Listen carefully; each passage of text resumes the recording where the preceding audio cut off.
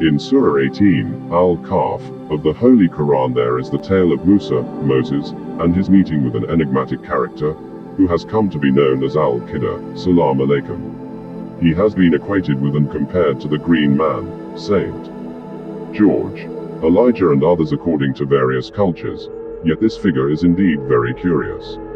The Muslim community appear to be split over whether he is still alive or not, but whatever the case may be, some suggest that if you say a particular prayer you may even meet him in your dreams. Or possibly in reality. I have been intrigued by him for many reasons, partly due to the Owaisi Sufi, who have direct transmission of knowledge from God without the need for a living master in the physical realm, and my other reasons are somewhat personal in nature. But because of this it has driven me to research and give thought to Al-Khiḍr, also known as the Verdant, or Green One. One way of understanding this intriguing character is to imagine the planet as if it is a person. This anthropomorphic version of Earth would be Al-Khiḍr. Essentially, it's just like the world having its own voice. The natural events, geological, environmental and otherwise, landslides, earthquakes, volcanic activity, they all cause destruction and loss of life, and the majority of the time we question this. So to compare Al-Khiḍr as an anthropomorphized planet is a fair comparison, I believe, as you continue learning about him. We begin with the account of Musa, that's Moses, from Surah 18 of the Holy Quran. It begins with Musa claiming to know great wisdom, so God sends someone to show Musa that he doesn't necessarily know everything. And Moses said to his servant, I will not cease from my wanderings until I have reached the place where the two seas meet, even though I journey for 80 years. But when they had reached the place where the two seas meet, they forgot their fish, and it took its way through a stream to the sea.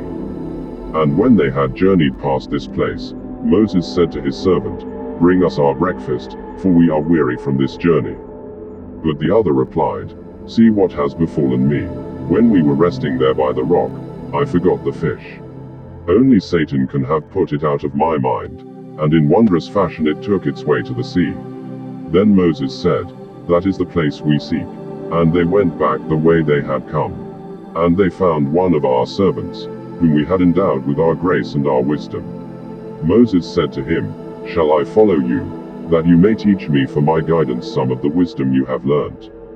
But he answered, You will not bear with me, for how should you bear patiently with things you cannot comprehend? Moses said, If Allah wills, you shall find me patient.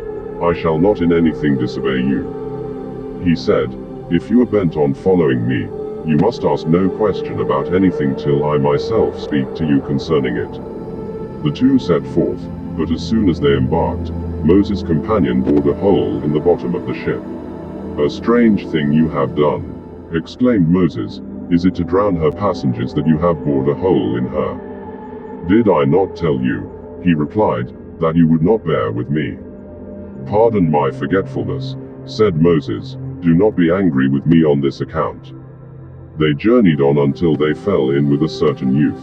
Moses' companion slew him, and Moses said, You have killed an innocent man who has done no harm. Surely you have committed a wicked crime. Did I not tell you, he replied, that you would not bear with me? Moses said, If ever I question you again, abandon me, for then I should deserve it. They traveled on until they came to a certain city. They asked the people for some food, but the people declined to receive them as the guests. There they found a well on the point of falling down. The other raised it up, and Moses said, Had you wished, you could have demanded payment for your labors. Now the time has arrived when we must part, said the other, but first I will explain to you those acts of mine which you could not bear with impatience. Know that the ship belonged to some poor fishermen. I damaged it because in their rear was a king who was taking every ship by force. As for the youth, his parents both are true believers, and we feared lest he should plague them with his wickedness and unbelief. It was our wish that their Lord should grant them another in his place, a son more righteous and more filial. As for the wall, it belonged to two orphan boys in the city whose father was an honest man. Beneath it their treasure is buried. Your Lord decreed in his mercy that they should dig out the treasure when they grew to manhood. What I did was not done by caprice. That is the meaning of the things you could not bear with impatience. In the Sufi tradition, he has become known as one who grants illumination directly from God without human mediation, being the mysterious initiator of those who walk the mystical path, like those from the AYC path of Sufism, who are said to have joined the mystical path without being taught by a living, human master. It is said they start their journey by being inspired by the guiding light of scriptures and teachings, and or Al-Khiḍr directly initiates them, so subsequently he has gained popularity in Sufism. Consequently, several Sufi orders deem him their master, and he has become the personification of divine mystery, also known as Ghayb, and is said to rule over the men of the unseen, who are exalted saints and angels. Al-Khiḍr is also included among what in classical Sufism are called the Adbal, who are thought to be gainers of a mysterious power, which is knowing the future. In this sense they can be seen as prophets as well. Al-Khiḍr holds the rank of the spiritual head of the Abdal, who also have another leader, Al-Ghawth, the helper, who is thought to live in Mecca and is often referred to as the Qutb. He is unknown to the public, but the lower-ranking members of the Abdal tend to seek him out, or at least attempt this. It is, or certainly seems to be, a complex hagiography, which I won't go into here, for I wish to focus on the figure of Al-Khiḍr himself.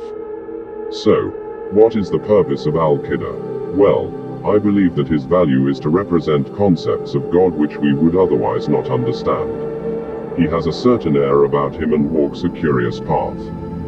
His way could be compared to the will of God, which we cannot always fathom, for who are we to dare ask those awkward questions about decisions we perceive God to have made? Those, why, questions which we fight off and only the brave will ask, are represented by this enigmatic character. Hence, the way of Al-Khiḍr is that we may not know why God allows the things God does, but we must not ever question God's motive, for it always is the light in darkness, the expedient for the right reason, the just war for the just reason, and this may entail what we may deem the wrong people for the right ends. He can also be seen to represent the transmission, the wisdom and understanding that some people have naturally and independently of being taught by a living master. Those people who understand the deeper aspects without having the direct teachings of a tradition, those who are what some would call inspired by the divine, their patron is this enigmatic personality of Al-Khiḍr, the verdant one, the green one, the wise one. This person has become a symbol of hidden, mystic wisdom and understanding of the will of God, is who many believe to be one of God's closest friends, and it would seem then that when events happen that make us question how and why, the truth is known only to God and God's closest friends. We may wonder why, but it is always and never otherwise, for the right reason. Light overcomes darkness, and the good, right and just always prevail in the end.